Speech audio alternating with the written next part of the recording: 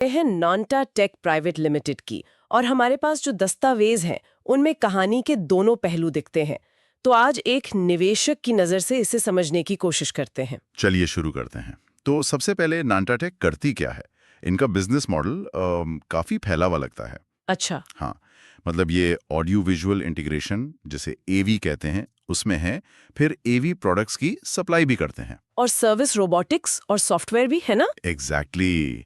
इनके क्लाइंट्स भी अलग अलग सेक्टर्स में हैं, जैसे कॉर्पोरेट, एजुकेशन, हॉस्पिटैलिटी। और अब आते हैं उन आंकड़ों पर, जो मतलब किसी को भी पहली नज़र में चौंका सकते हैं। हाँ, वो नंबर्स तो वाकई में बहुत स्ट्रांग हैं। हमारे स्रोतों के मुताबिक कंपनी का रेवेन्यू वित्त वर्ष 23 में था करीब 9.5 करोड़, ओके। और वित्त वर्ष 25 तक ये उछलकर हो गया 51 करोड़ से भी ज्यादा। ये तो बहुत बड़ी छलांग है। और मुनाफे का क्या? मुनाफा वो तो और भी हैरान करने वाला है।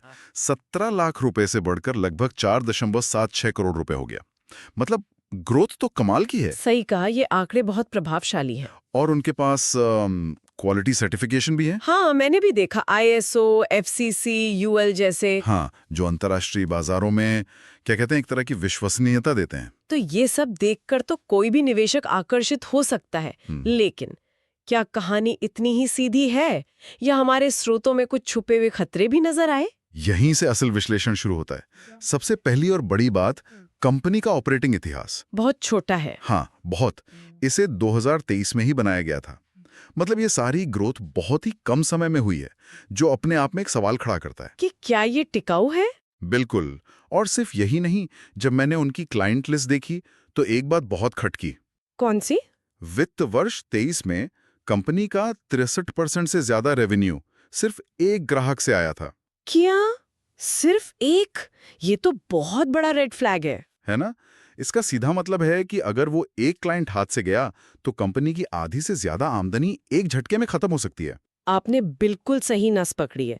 एक ही ग्राहक या सप्लायर पर इतनी निर्भरता, ये तो बहुत बड़ा जोखिम है। और ये निर्भरता सिर्फ ग्राहकों तक ही नहीं है, सप्लायर्स के मामले में भी यही कहानी है। अच्छा? वित्त वर्ष 25 में उनकी 95% से ज्यादा खरीद सिर्फ टॉप 10 सप्लायर से हुई है। ओह, तो मतलब अगर किसी एक बड़े सप्लायर से भी रिश्ते बिगड़े तो प्रोडक्शन पर सीधा असर पड़ेगा। एग्जैक्टली। सही बात है। और ये एकाग्रता सिर्फ क्लाइंट्स या सप्लायर्स में ही नहीं, बल्कि भूगोल में भी है ना? हाँ, आपने सही पॉइंट पकड़ा।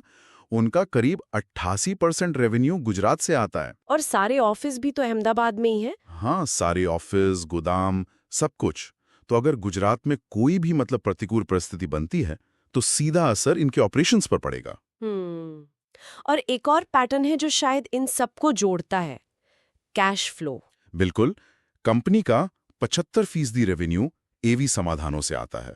अब इसे इस जानकारी के साथ जोड़कर देखिए कि उनका कैश फ्लो नेगेटिव था। हाँ, वित्त वर्ष 25 में उनका ऑपरेटिंग कैश फ्लो लगभग 1.86 करोड़ नेगेटिव था। इसे क्लासिक ग्रोथ ट्रैप कहते हैं। मतलब कागज पर तो बिक्री दिख रही है, लेकिन वो पैसा असल में कंपनी के पास आ नहीं रहा। सही समझे। और उनके ट्रेड रिसीवेबल्स, यानी जो पैसा ग्राहकों से आना है, वो भी लगातार बढ़ रहे हैं।